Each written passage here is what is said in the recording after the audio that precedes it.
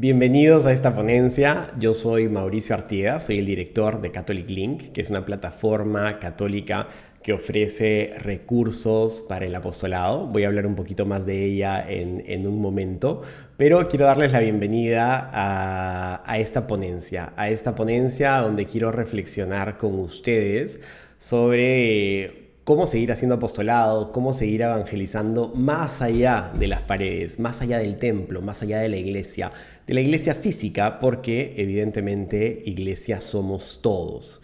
Realmente vivimos en un contexto difícil, estamos en esta pandemia y yo entiendo que muchos evangelizadores, muchos proyectos, muchas parroquias, muchos ministerios tienen miedo.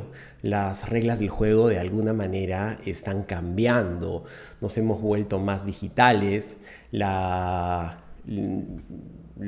ocasiones que teníamos para encontrarnos con nuestros fieles, con nuestra audiencia presenciales, pues la verdad es que en muchos países han prácticamente desaparecido y se han vuelto eventos digitales que tienen una serie de exigencias tecnológicas, de expresión, de comunicación. Entonces estamos asistiendo a una revolución enorme que sí da miedo, de todas maneras da miedo, pero también, y esta tal vez este es el punto de mi ponencia, es una gran oportunidad.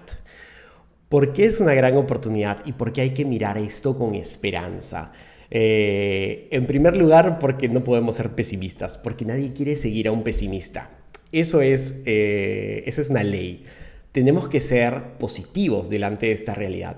Pero no solamente porque la actitud positiva es buena y atrae gente y tenemos que ser líderes. No, sino porque hay verdaderas razones para tener esperanza. Y algunas razones yo he estado tratando de pensarlas y he identificado, por ejemplo, yo soy católico, evidentemente muchos de mis ejemplos vienen de la Iglesia Católica, y los católicos le hemos puesto mucho peso a la misa. Y está muy bien, porque para nosotros, evidentemente, la Eucaristía es un evento muy, muy importante de la vida de un católico. Pero yo estoy seguro que también en el mundo cristiano hay estos servicios del domingo, estos encuentros de repente de una hora, de un par de horas, que son como esos momentos fuertes de comunión, de encuentro con Dios. Lo mismo pasa en la iglesia y ella se resume de alguna manera en este momento de la misa. Pero le hemos puesto mucha fuerza a la misa. A veces pensamos que los católicos estamos bien o estamos mal por cuántas personas participan en la misa. Y de alguna manera, todas nuestras energías apostólicas han estado colocadas en esta hora de la semana que tiene nuestra audiencia católica con nosotros, con los evangelizadores, con los párrocos, con la iglesia que evangeliza.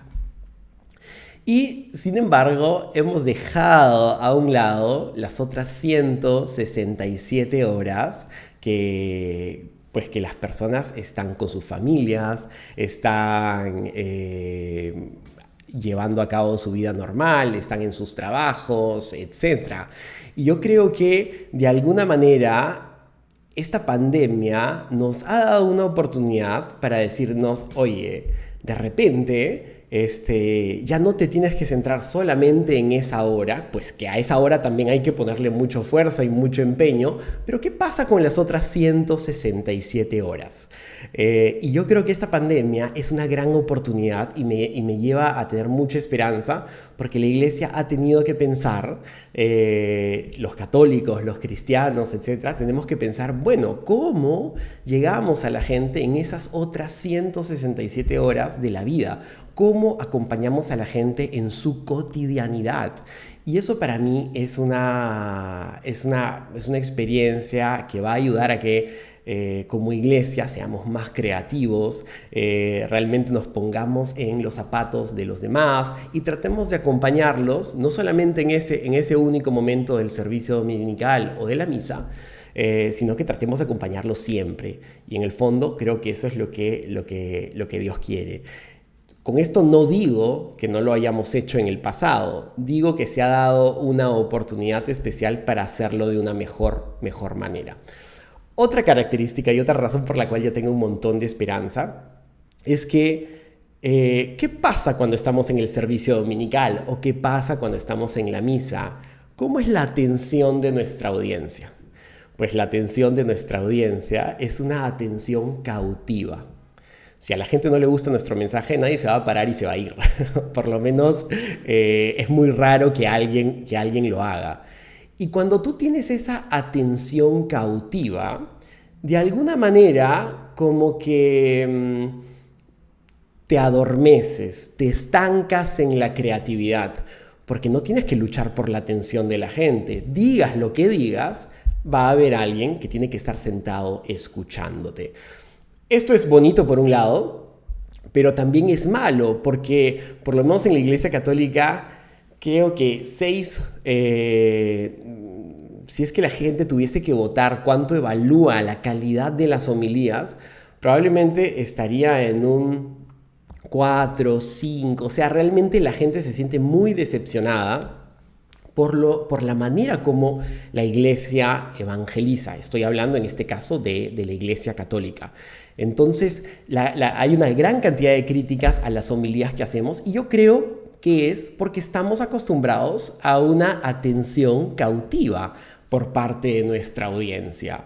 Entonces, simplemente, como sabes que están ahí, como sabes que te tienen que escuchar por una hora, pues haces tu homilía, sacas algunos extractos del Evangelio, lo relacionas con alguna otra cosita y bueno, hay sacerdotes, por ejemplo, que ni siquiera preparan las homilías, ¿no?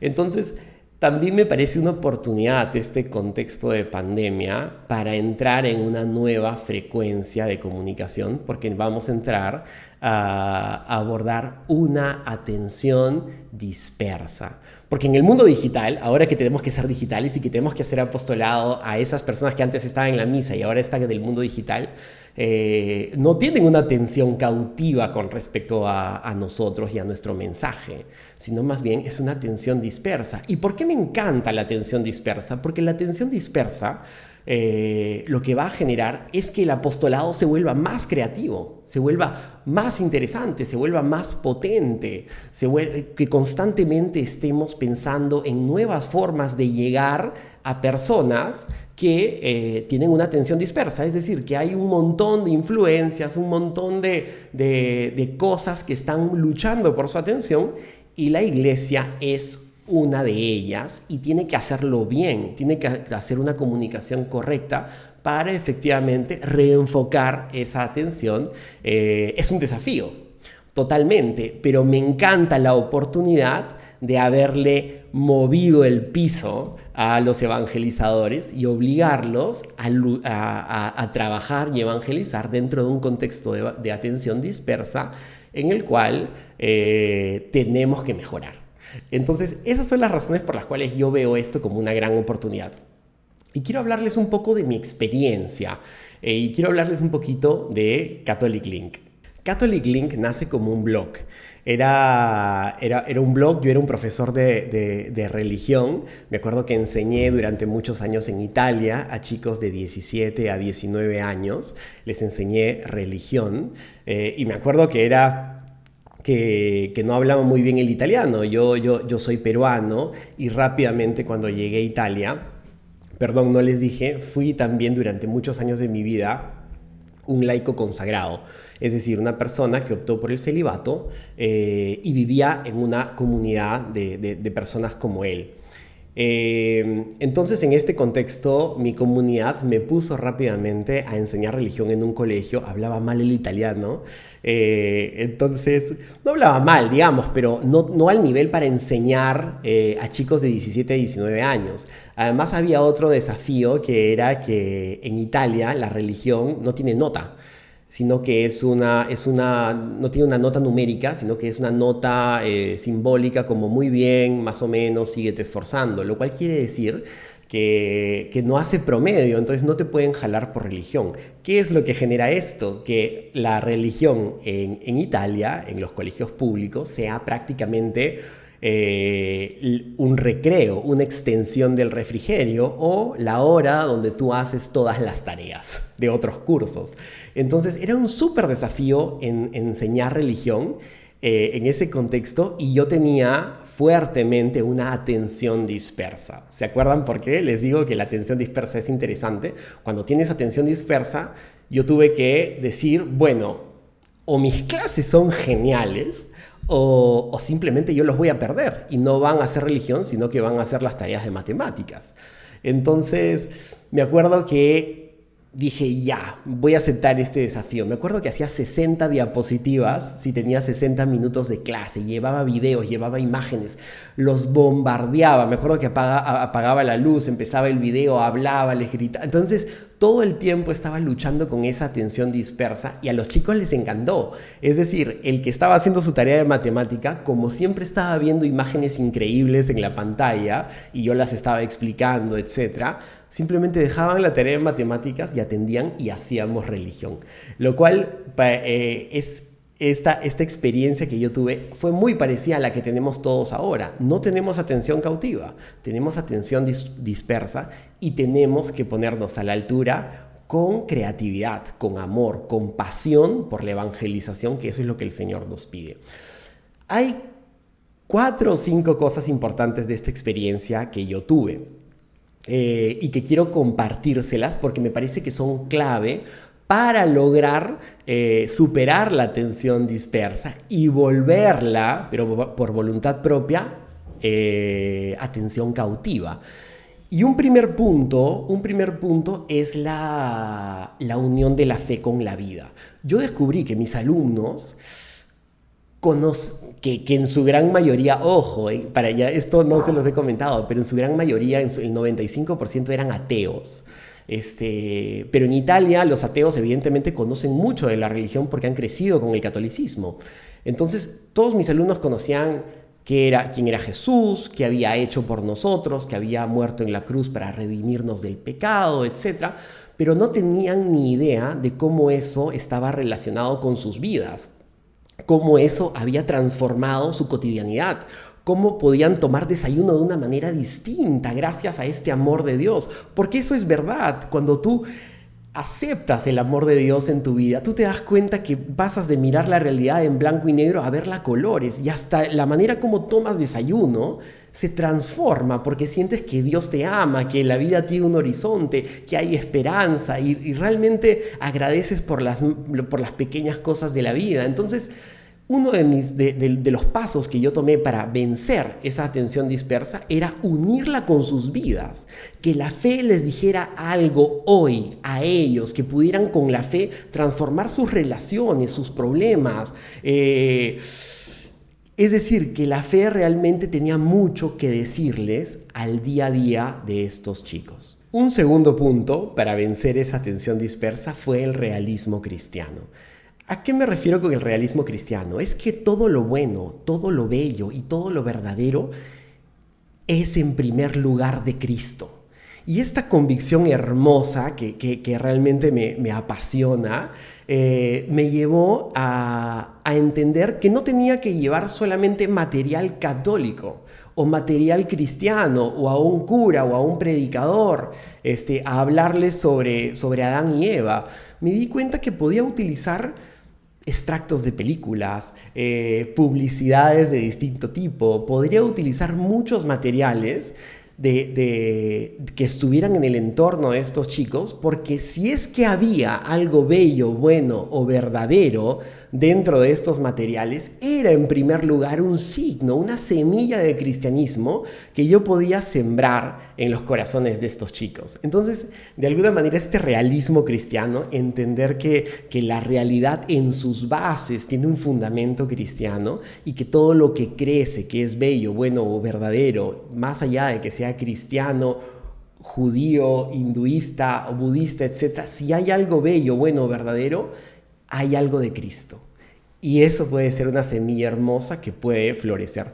Por eso le llevaba todo este material a los chicos y a través del realismo cristiano logré también vencer la atención dispersa y convertirla por voluntad propia en atención cautiva. Un tercer elemento que para mí ha sido muy, muy importante y de repente aquí se vuelve un poco más personal es comunicar desde la vulnerabilidad. ¿Se acuerdan que les conté que yo fui un laico consagrado durante 13 años de mi vida? Nosotros, bueno, éramos una congregación, digamos, religiosa y teníamos un fundador. Y yo me acuerdo que mientras yo estaba dando clases de religión a mis alumnos, se descubrió que este hombre, que este fundador, la persona que había iniciado mi comunidad, había tenido abusos sexuales con distintas personas, tanto de la comunidad como fuera, incluso con jóvenes. Y fue un tiempo muy duro para mí porque me sentí súper traicionado, me sentí súper herido por este hombre, pero también por Dios, que había permitido que yo entregase mi vida a una obra de evangelización que tenía problemas, que estaba herida. Fue muy difícil, fue un tiempo muy difícil y perdí un poco la esperanza, perdí un poco las ganas de evangelizar. Y yo me acuerdo que no quería dar mis clases de religión porque sentía que no estaba al 100%, que estaba herido, que me sentía un poco deprimido y que mis alumnos siempre me habían visto con exuberante, con fuerza, con ganas. Y en ese momento no me sentía del todo bien y sentía que los estaba traicionando de alguna manera. Y traté de rezar, y rezaba y le preguntaba al Señor, Señor, hago clases de religión así, totalmente herido, frágil, vulnerable, que no tengo todas las respuestas, que tengo dudas, o trato mejor de pausarlas o renunciar. Y en mi oración me di cuenta que lo que tenía que hacer era mostrarme vulnerable, mostrarme sin todas las respuestas, mostrarme herido, mostrarme con dudas y eso fue hermoso. Les puedo decir que nunca en mi vida había evangelizado con tanta fuerza como en esos días en los cuales les conté a mis alumnos lo que estaba viviendo, lo que estaba pasando, les conté mis dudas, les conté de mi dolor y el impacto fue increíble y la cercanía que generó con ellos y que ellos generaron con Dios a partir de mi dolor fue hermoso. Y de nuevo logré superar esa atención dispersa y la convertí de una manera muy hermosa en atención cautiva. Y una cautividad libre de personas que realmente me querían escuchar y que se sentían conmovidos y tocados por mi historia. Por eso quiero decirles que a veces en la iglesia o en el mundo cristiano tenemos que ser los ejemplos, los consagrados, los que dirigen el ministerio, los pastores, y tenemos que mostrarnos siempre como un ejemplo, como personas perfectas, y yo creo que es una estupidez. Primero porque cargas sobre tus hombros una realidad que no es tuya, porque eres una persona imperfecta y eres una persona pecadora. Y la segunda razón es porque te estás perdiendo algo hermoso, es decir, a través de tus heridas se ve más claramente tu corazón. Y si tu corazón está lleno de Cristo, es a través de tus heridas como vas a evangelizar de la mejor manera. Hay una frase muy linda que dice que de tus heridas surge tu vocación. Yo creo firmemente en esta frase y no hay que ocultar nuestras heridas porque de alguna manera son ese elixir, son ese ungüento hermoso con el cual nosotros podemos sanar las heridas de otras personas. No importa si te duele, no importa si no te hace ver como la persona perfecta que quisieras mostrar a los demás, sino más bien piensa en todo el bien y toda la belleza que vas a traer a la vida de otras personas si es que tú haces apostolado desde tus heridas y desde tu vulnerabilidad. Yo creo que en el mundo digital es muy importante esto, que nuestros testimonios, que nuestros lives, que nuestros reels, que nuestros TikToks estén de alguna manera también llenos de esta vulnerabilidad, de esta fragilidad, de este yo no lo sé todo, de este comunicar a Dios no de arriba hacia abajo, sino de igual a igual, como hermanos que tienen algo que aprender del otro siempre, sea que tú seas el evangelizador o no. Yo les puedo decir que yo aprendí mucho, mucho de mis alumnos. Un cuarto punto muy valioso para mí fue educar en la libertad. ¿Se acuerdan que les dije que tenía un 95-90% de alumnos que eran no creyentes y tenía un 10% de alumnos que eran creyentes? Cuando yo les preguntaba a los no creyentes por qué no creían, ellos sí sabían darme razones. Podían ser buenas o malas, pero me daban razones interesantes e inteligentes. Mientras que cuando le preguntaba a mis alumnos católicos o a los creyentes por qué creían, realmente no sabían darme razones reales. Es decir, o me decían que era porque era la fe de sus padres, era la fe de su familia, porque era una tradición, porque querían celebrar Navidad, porque querían casarse, o porque eran de derecha, o era una reflexión más política. Entonces eran un montón de razones que no iban al centro, que es elegir a Cristo. Entonces yo me acuerdo que mis clases de religión, yo trataba de hincar y de pinchar esos globos de la fe y de cuestionar la fe de mis alumnos creyentes, porque en el fondo no habían elegido a Dios. Entonces, para mí era muy, muy importante ayudarlos a todos y por lo menos y darles las razones para que ellos supieran tomar decisiones y elegir, no creer por costumbre, no creer por política, sino creer porque tú abrazas diariamente el amor de Dios. Y para eso es muy importante que la gente sea libre. Si yo era un profesor de religión que decía, la fe de este 10% de chicos está muy bien, y seguía mis clases de religión sin cuestionarla, sin ayudarlos a profundizar, a tocar las raíces de la fe, y simplemente me sentía contento porque iban a misa todos los domingos, pero iban a misa todos los domingos por las razones equivocadas.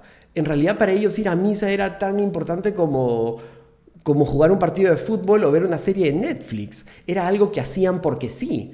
Entonces es muy importante cuando hacemos apostolado, para convertir esa atención dispersa en atención cautiva, cuestionarnos a nosotros. ¿Por qué creemos? ¿Por qué somos cristianos? ¿Por qué participamos en el servicio dominical? ¿Por qué vamos a misa?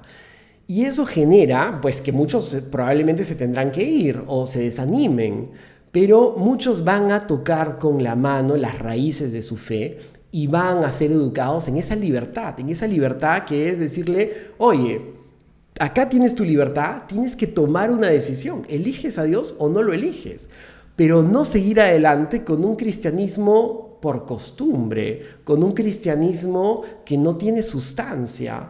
Entonces, todos estos 4 principios, de alguna manera los he tratado de llevar a Catholic Link, y tratamos de comunicar desde la vulnerabilidad, tratamos de aplicar el realismo cristiano, tratamos de unir la fe con la vida y por último tratamos de educar siempre en la libertad. No le decimos a la gente, esto está bien, esto es mal, sigue por este camino, no, esto es pecado. Tratamos de darle a la gente los argumentos para que ellos elijan, porque Dios nos quiere personas que lo eligen todos los días con amor, con conciencia, con libertad. Y la fe también se puede vivir simplemente como una superstición, como una costumbre o como una corriente política, y hay que tener mucho cuidado con ello. Creo que estos 4 principios han sido muy valiosos para mi proyecto digital, para Catholic Link, para convertir esa atención dispersa en atención cautiva, libre, voluntaria y amorosa.